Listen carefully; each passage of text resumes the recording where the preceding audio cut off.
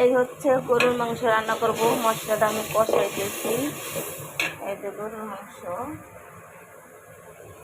রান্না করতেছি, মশলাটা কষাইয়া তারপরে আমি মাংসগুলো সাইডে দিব। এই যে মশলা কষানো হয়ে গেছে, আমি এখন গরুর মাংসটা দিয়ে দিচ্ছি।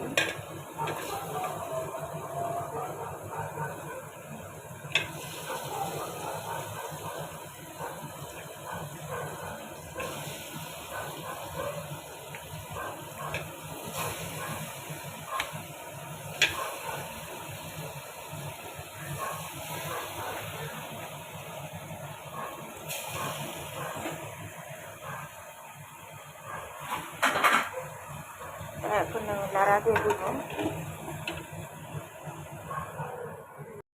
এই হচ্ছে গরুর মাংস রান্না করব। মশলাটা আমি কষাইতেছি। এই যে গরুর মাংস রান্না করতেছি, মশলাটা কষাইয়া তারপরে আমি মাংসগুলো সাইডে দিব। এই যে মশলা কষানো হয়ে গেছে, আমি এখন গরুর মাংসটা দিয়ে দিচ্ছি।